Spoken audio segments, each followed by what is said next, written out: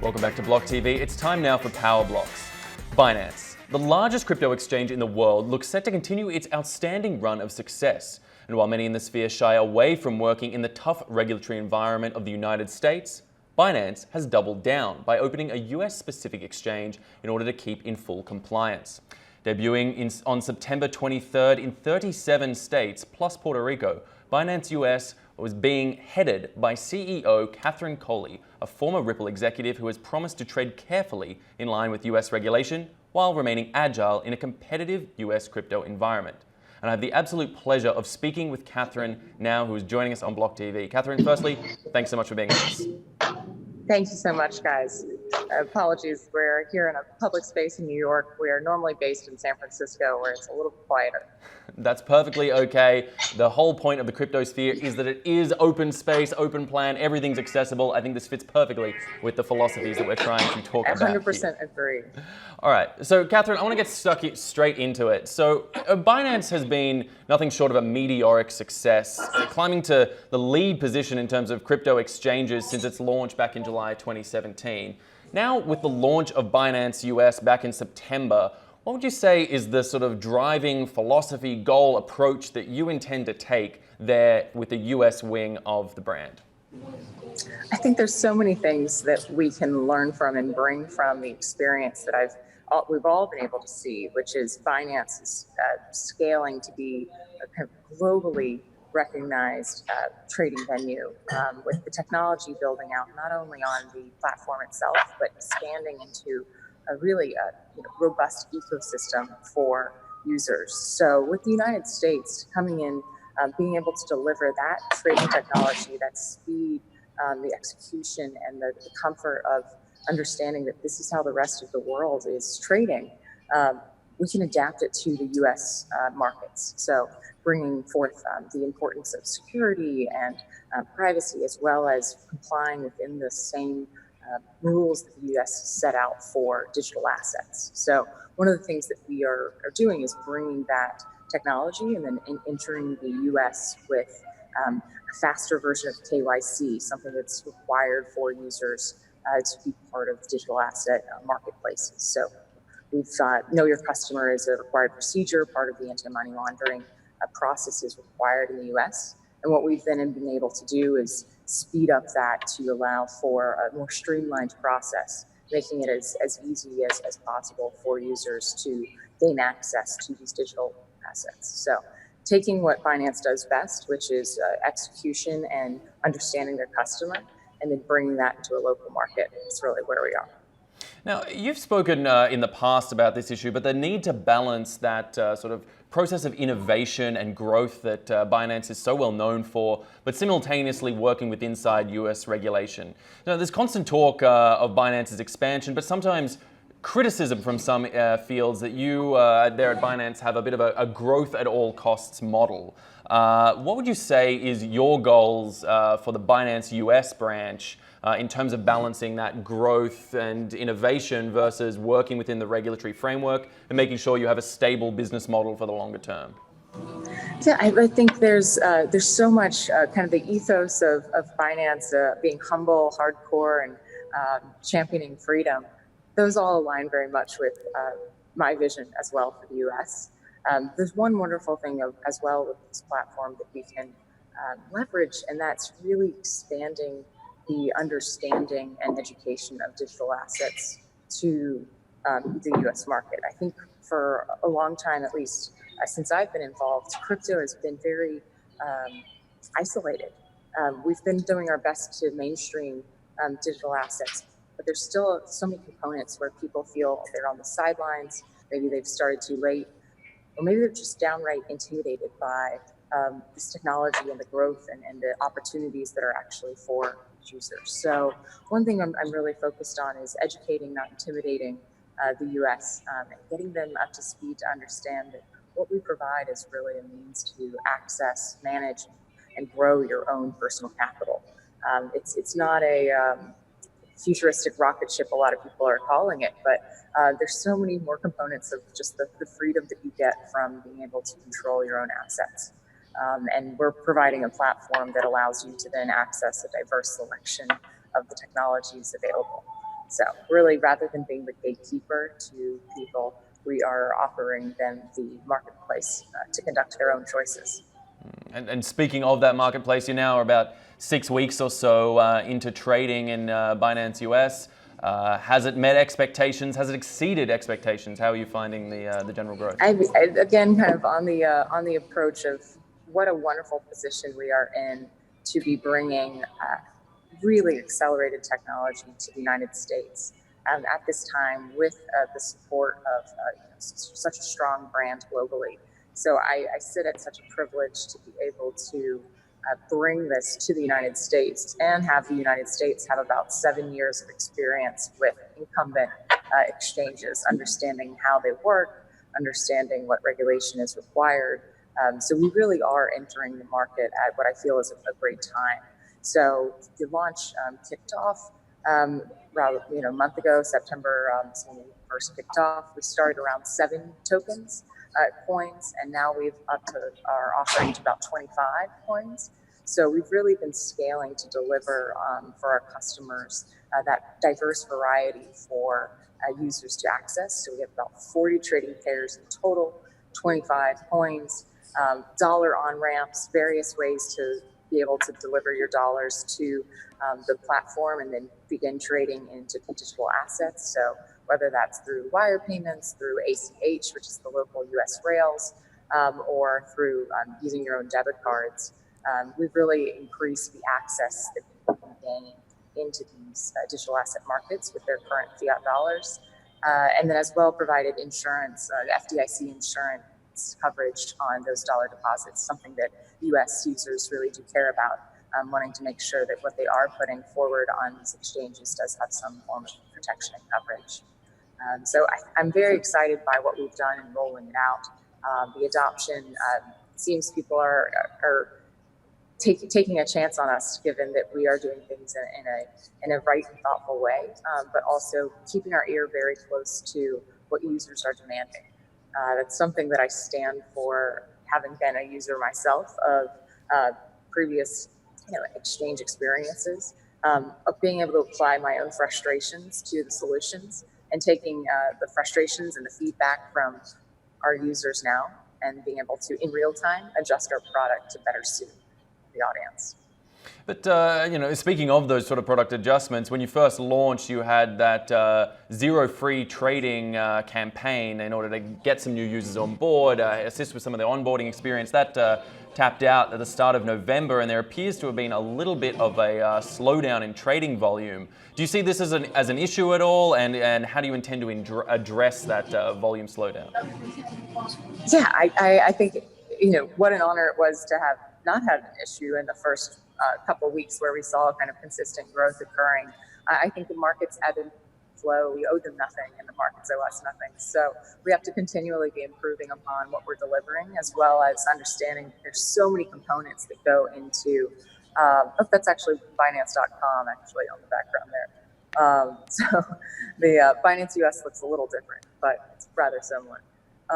The components that we are bringing to the US market are going to be taking a long time. For instance, we rolled out to 37 states, which some people criticize and say, well, it's not all of America. Correct, but it is a majority of 50 states. But we are rolling out, getting the applications and the licenses for those states that we're missing. We also realized that we launched without an app. Well, we knew that before we were rolling it out, but we're in the process of working on that app to be able to deliver to the US market, because so much of the world, especially the United States, is mobile. And so we have to remember that if we're encouraging this decentralized nature, not everyone's going to be tied down to their desk anymore. So we're keen to cater our products to how this future will be adopting new access to their own funds. And so this is something that I'm excited to continue delivering.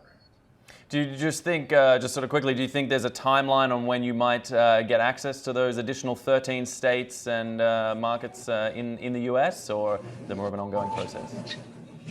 Because we're going through this process significantly later than our peers, there's really a hard way to assess the historical information that we've seen of, now that regulators actually do know what digital assets are and are more familiar with these exchange business types, will it go faster? I can only hope.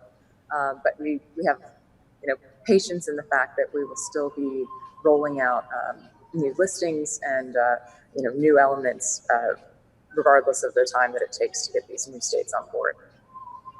Okay. Now, and I want to step back for a moment now as well, Catherine, because Binance, it's a very well-known brand within the crypto space. Has a lot of leverage and capital, and people know a lot about it.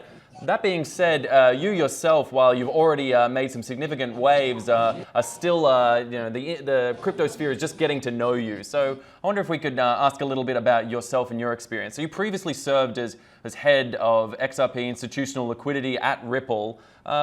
What sort of prompted you to make the move over to Binance US, and how did your experience at Ripple help prepare you for this position? Yeah, I kind of give credit back to my original interest always has been in markets, capital markets, global markets especially. So really fascinated by how the world values what we consider currency. Whether that's your time, whether that's your energy, whether that's cultural factors that come into play, macroeconomics, always was something of interest. So I started my career back in foreign exchange at Morgan Stanley. And there's just a keen awareness that sometimes these markets or institutions weren't built for me. Didn't necessarily have my thoughts in mind, whether that was me being a millennial, whether that was me being, having a multifaceted creative, not necessarily able to stay in line with how status quo worked. But I always wanted to continue to improve the inefficiencies to allow for a larger audience to be able to access the ultimate ease, which is moving around the world without a burden or heavy friction. There's a dilemma that I faced, having spent most of my career internationally, realizing that it actually cost me so much more to be able to experience different cultures and different environments and have that added perspective. So why is that the case? Why does it cost you more to want to go beyond your horizons? So I think that digital assets especially can lower those barriers to allow people to experience more. And that's something that I want to make sure that there is there's infrastructure that allows really anyone to be able to gain access to a much larger global community and ecosystem.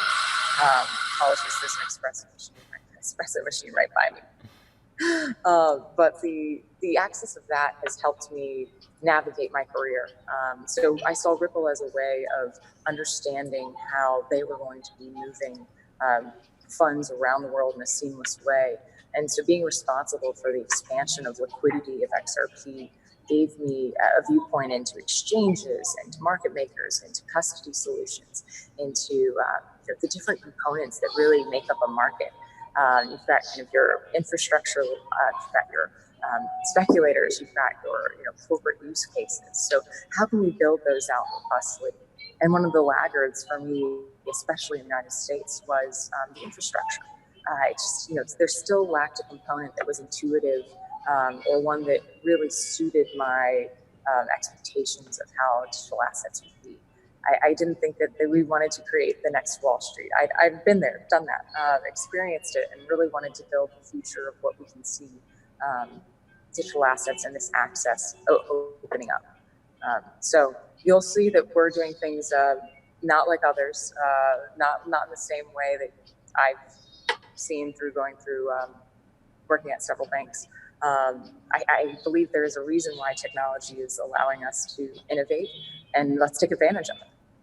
Right, and on that notion of innovation, I mean, as you sort of pointed out just there as well, the US has fallen behind somewhat from much of the rest of the world when it comes to updating that infrastructure and moving forward in that sort of regulatory sense with financial innovation.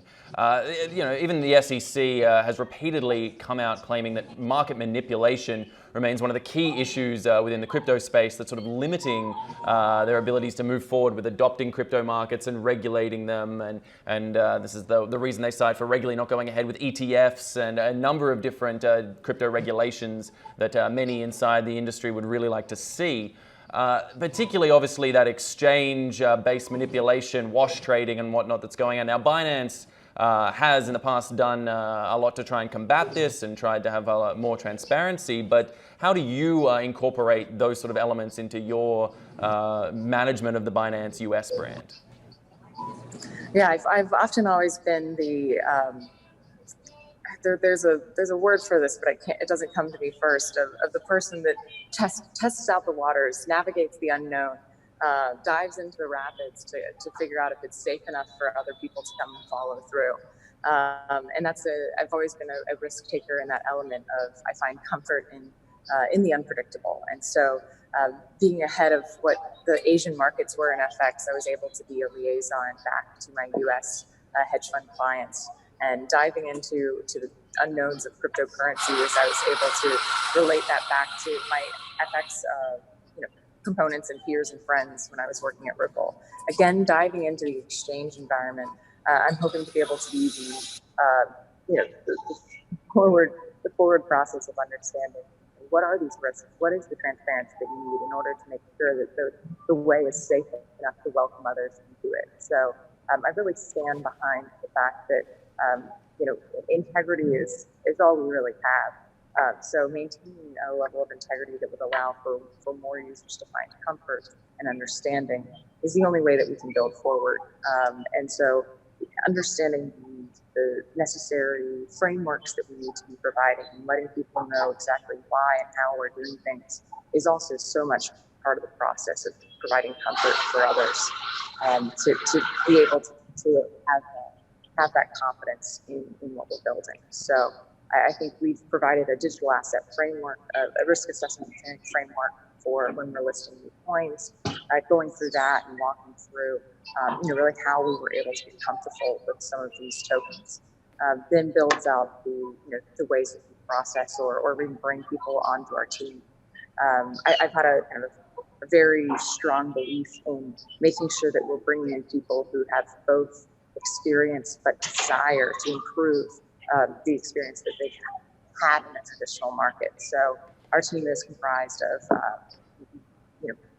fintechs, whether it's from Robinhood, Western Union, SoFi, traditional audit of UI, blockchain group. We've really kind of been able to bring together folks that really have been able to see the frustrations of existing innovation or existing disruptors and even improve upon that. So that's something that I stand strongly on. If we are going to be doing this, we need to still constantly be challenging the process while honoring the rules.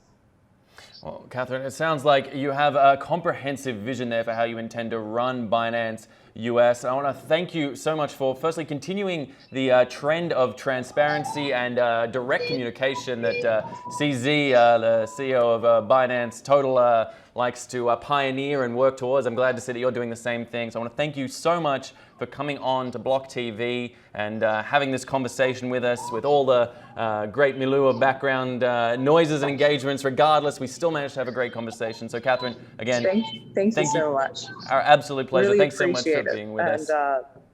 If you think this is noisy, just wait until we're all doing this. So it's going to be an exciting times ahead. Fantastic. Looking very forward to it.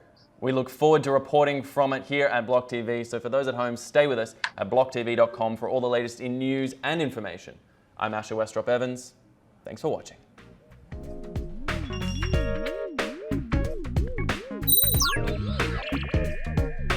For more news and updates, follow us on Twitter